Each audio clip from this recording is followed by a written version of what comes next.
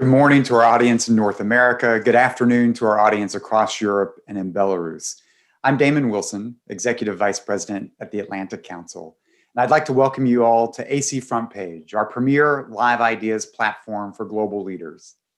We are honored today to be hosting a truly courageous and inspiring global leader, Belarusian opposition leader Sviatlana Tsikhanouskaya, for her first public program in Washington. After her husband was jailed by Belarusian dictator Alyaksandr Lukashenka while running for president, Sviatlana stepped in. Running a historic campaign for change, much of the world recognizes that she overwhelmingly won the August 9th election. But Tsikhanouskaya was forced to flee the country after the regime threatened her family. The people of Belarus have protested for months, demanding that Lukashenko resign. They are the true source of legitimacy. Tsikhanouskaya and the Coordination Council for the Transition of Power, which she leads from Vilnius, Lithuania, is recognized by the European Union and many others as the true voice of the Belarusian people. The courage and resilience displayed by the people of Belarus in the face of authoritarian brutality cannot be emphasized enough. Thousands are constantly showing up week after week, and now even in the cold, to demand change and the right to determine their own future. Lukashenko's security forces are violently beating protesters, illegally detaining people, and brutally torturing and killing innocent people. Sviatlana Tsikhanouskaya has shown immense bravery and determination, working to rally global support for the people of Belarus and to ensure that Lukashenko and those who brutalize peaceful protesters are held accountable for their crimes. We are honored that she joins us today and understand the importance and urgency of keeping attention on the people of Belarus and their struggle for freedom. Our very own Melinda Herring, the Deputy Director of our Atlantic Council's Eurasia Center and a champion of freedom in the region, will moderate today's conversation. But first, we're going to turn to Franek Viachorka, an advisor to Sviatlana Tsikhanouskaya and a non-resident fellow at the Atlantic Council, to introduce our guest. Franek, thank you for your own analysis, your own voice, and your own courage. And I want to thank again everyone in our audience for joining us. Franek, let me turn it over to you. Thank you so much, Damon, for such a warm introduction. And I'm really happy that Atlantic Council is hosting this event. This is very important for Belarus. This is very important for Eastern Europe, that we are discussing the problem of my personal country, but also this situation is very important for entire Europe. We see that Belarusians are struggling for democracy, for free and fair elections, but also for human dignity. 6 months ago, Sviatlana was not a professional politician, but since then she really became such. And right now she is the leader of all the people in Belarus who believe that this country must be free and democratic. Sviatlana Tsikhanouskaya is living now in exile in Vilnius. She has a very strong team. Some of her team members are also fellows at Atlantic Council, which is quite symbolic as well. And me personally, I'm very happy to work with Sviatlana because she demonstrates courage and she inspires our fellow Belarusians as well. I'm also very happy that Melinda will be moderating this conversation. And Melinda is the Deputy Director of the Eurasia Center at Atlantic Council. And I pass the floor to you, Melinda. Thank you, Franek. It's really a pleasure to work with you. It's now my honor to welcome Sviatlana Tsikhanouskaya to the Atlantic Council. We have been waiting and waiting to speak with you. Welcome, Sviatlana. So I would like to ask you, we are endlessly inspired by the Belarusian people. They've come out to the street for months now, protesting Lukashenko's brutal regime. But things seem to be at a stalemate. There don't seem to be enough breaks in the security services to change things. The crowds are still strong. How can the people of Belarus change the dynamic on the ground and force out Lukashenko? Hello, everyone. I have to say that people of Belarus demonstrate amazing determination in the peaceful fight for change. Currently the protest embraced the representatives of various professions, ages, and society groups.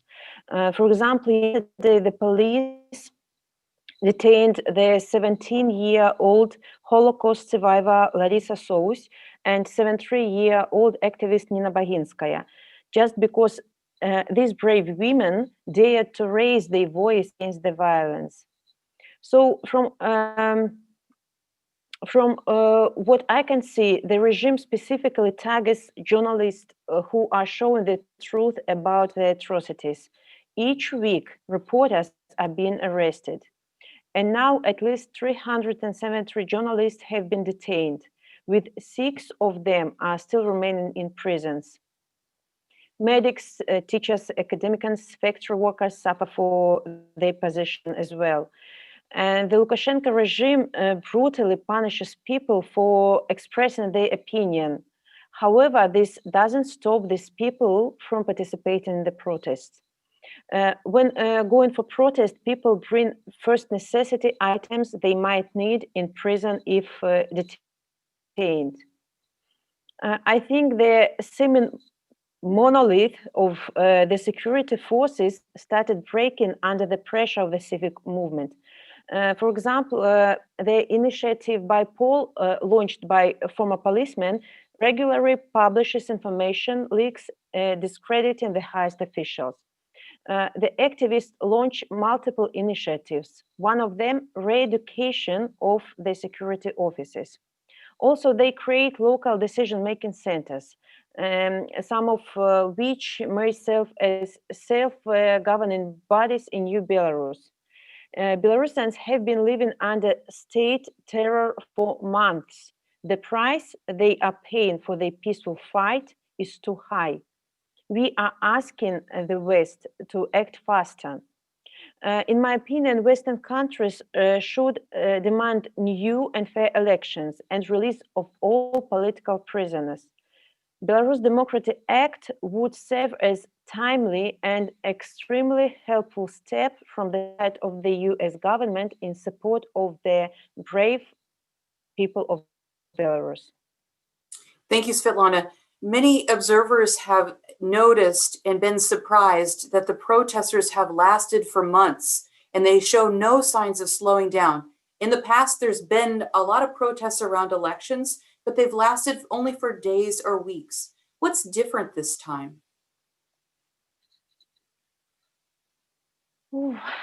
I think this peaceful aspiration towards democracy matured for 26 years.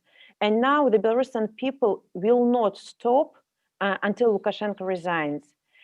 He is considered responsible for the mass falsifications, violence, and lies in response to the dangers of COVID-19 pandemic.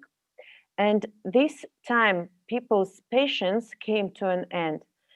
The protest mood is so strong that even the brutal beatings and the tortures are not able to destroy them. Belarusians have managed to form a strong network of solidarity. There is no way back. According to the latest polls, Belarusians are prepared to protest as long as it is necessary. And I'm sure that we will reach the main goal, to conduct new presidential elections. I have never seen such a level of determination and resilience. Also, the Western countries took a unified position against the Lukashenko's regime, introducing sanctions and other measures to stop the violence in Belarus. Such support, of course, inspires the protest in Belarus. It serves as additional evidence that the West shares the aims and the values of our movement. Absolutely. That's really encouraging. Lukashenko recently said he might quit after a new constitution is adopted. What do you make of that promise? Will Lukashenko step down? I don't think that Lukashenko will step voluntarily. This is a hypocritical statement on behalf of a man who consolidated authoritarian power back in the 1990s after conducting an unconstitutional referendum. He practically gave himself unlimited powers. So by talking about the new constitution, Lukashenko attempts to buy himself time to justify his stay in power. You know, historically, it has been quite a typical strategy for the authoritarian leaders who are reluctant to give up on power. So there is no trust to Lukashenko promises about constitution and new elections. All his promises are fake, and Belarusian people know this. So this rhetoric is used to deceive the West. Lukashenko attempts to create an appearance of national dialogue. There could be no trust in such moves, as the people who are appointed for such a dialogue among the political prisoners still have criminal charges pending against them. That is why we remain committed to our basic demand. Lukashenko must go. Belarus needs new free and fair elections alongside with the constitutional reform based on the Constitution of 1994. Belarusian democratic forces, together with top Belarusian lawyers, are now developing a draft of the new constitution, which would entail best international practices. Wonderful. That was a very clear list. Thank you very much. So Sviatlana, let's talk about Moscow now. Moscow is definitely involved, and we know that they have helped prop up Lukashenko. They've sent significant financial aid. They've also sent Russian propagandists to go on Belarusian state TV. They're not neutral actors. But there's some indications that things may be changing between Moscow and Minsk. Is Moscow getting impatient with Lukashenko? What's your view on that? You know, Russia is and has always been our close neighbor, and we don't have, other choice than to work with it. The only thing we ask from Moscow to withdraw support from Lukashenko. The longer Moscow silently approves the action of the dictator, the more it loses the credibility of the Belarusians. On our end, we are open for a dialogue with Moscow and transparent about our foreign policy priorities. We would welcome Moscow to talk about options for cooperation with respect to Belarus's sovereignty and national interest. And I want to underline that the protest in Belarus is not about the geopolitical choices. It's about human dignity and willingness to live in the country with respect for rule of law. So we stand for good relations with the East and West and intend to enhance ties with our neighbors. Thank you very much. Let's go back to Minsk now. Can you say more? How many people have been arrested since August 9th? And how common is torture in prisons? It's a pity to admit, but peaceful protesters are detained almost every day, with law enforcement using brutal force. So since the 9th of August, more than 31,000 people have been detained. And there are at least 8 protest-related deaths caused by excessive police violence against these peaceful protesters. And there are approximately, 4,000 allegations of torture. Although I have to admit that not a single criminal case has been opened concerning human rights violation by law enforcement officers. And more than 900 criminal cases have been brought against political opponents of the government. Lawyers who provide help to the victims they are also at risk of intimidation by the authorities. So the legal system in Belarus is completely dysfunctional, and it serves only like the repressive machine. But the impunity will not last forever, because we have launched an initiative that is called Book of Crimes, which allows to document the crimes of political abuse verified by independent lawyers. The victims describe beatings, prolonged stress positions, electric shocks, and at least one case, rape.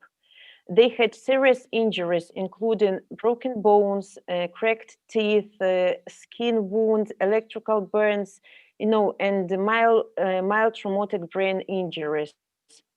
So we intend to use this Book of Crimes as evidence for future investigations when Belarus restores the rule of law, and also as a supporting evidence for expanded list of international sanctions.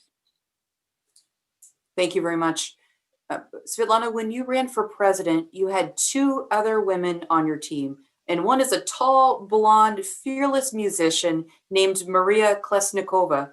Now she's in jail and she's being held on treason charges. She's very strong, she's very tough.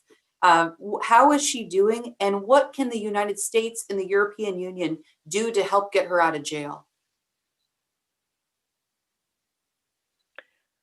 Maria is an outstanding and brave woman, and she keeps a good spirit, and in jail she keeps a good spirit and even manages to give interviews to international newspapers from there. So yet I strongly believe that the release of Maria Kolesnikova shouldn't be considered in isolation from the other issues. So necessity to stop brutal violence, resignation of Lukashenko, and conduction of new transparent elections.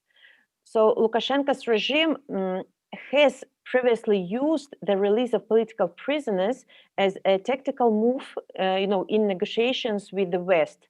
For example, he used the same trick as a leverage in the negotiations with the EU in 2015, to sway the EU at a time of growing domestic and geopolitical pressure.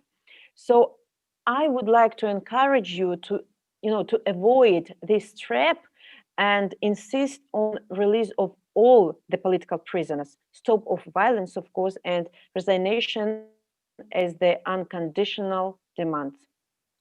Okay, I take your point, but there's so little understanding of Belarus and of the people there that you have to tell people's stories. You have to talk about your husband, you have to talk about Maria. They can't just be names. So that's why we're using her sort of as a symbol. Let's get into specifics, please. Should the United States send an ambassador to Minsk now? What's your advice on that?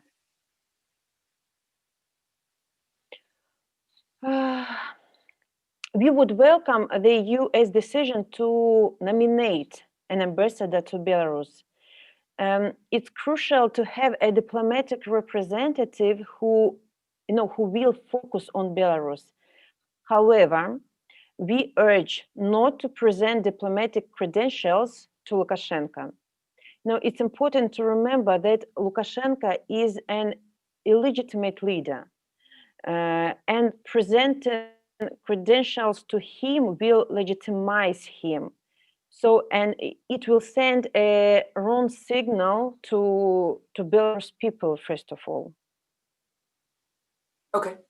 Okay, great. Look, I wanted to tell our audience, if they haven't had a chance to get a copy of the Washington Post, Ms. Tsikhanouskaya has a piece in it this weekend. It's called "The People of Belarus Are Still Marching, Help Us." And she writes very passionately about the need to pass the Belarus Democracy, Human Rights, and Sovereignty Act of 2020. There's 2 weeks left to pass this act before Congress is out. Ms. Tsikhanouskaya, what's in it and why is it important?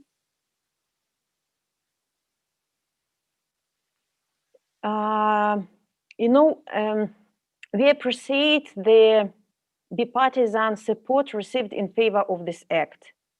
We hope that this draft bill becomes law as soon as possible, as it would inspire the US to act decisively and urgently to support Belarus. Belarusian peaceful protest is a turning point. People struggle, people suffer, people struggle, every day with great dedication. Yet there is a need of support on behalf of the international community. And when the new Democracy Act becomes law, it would send a strong signal to the Belarusian regime and the rest of the world on non-recognition of Lukashenko's legitimacy, call for new presidential elections under OSCE standards, and demand the release of all political prisoners. In our opinion, the act would allow prompt US assistance to the civil society, media, and urgent actions such as countering internet blockages in Belarus. Great, thank you. What more can the European Union do to help the people of Belarus? I have to admit that now it is important that the US will coordinate policy with the EU, Canada, and the United Kingdom. So joint voice is more powerful. I also think that sanctions must be expanded. The US should launch the procedure of acknowledging the police departments implementing the harsh crackdown on the protesters, such as Amon and Gubopik as terrorist groups. And it's crucial that the US start international investigation of police crimes. We are working now to make all possible. There will not be impunity. Wonderful. Sviatlana, is there anything else that you want to tell your audience here in the West? I just want to be vocal about Belarus at the moment, because we need your help now. People are suffering every day now. This is our pain, and I want you to pay as much attention to our country as you can, because maybe it will be too late soon. So please stay with us, and we will win. Thank you. Thank you so much. Thank you. It was really a pleasure to speak with you. The Atlantic Council will continue to follow Belarus closely. We can't wait to host you in Washington. You're always welcome. And I'd like to thank our audience today for joining us. I'd like to invite you tomorrow. There will be another event on Belarus. It will be with Franek Vichorka, Dr. Michael Carpenter, Ambassador John Herbst, and I'll be your moderator. That event is tomorrow at 12:30 to 1:30 Eastern Standard Time. And we'll get more into the details of what's happening on the streets of Minsk now. Now, these things never happen with one person. So I'd like to thank Franek's team. Thank you, Ms. Sviatlana Tsikhanouskaya. It was really a pleasure. And thank you to the entire team at the Atlantic Council. Until tomorrow, we look forward to seeing you at 12:30. Until then, thank you very much for your time and attention. Bye-bye. Thank you. Goodbye.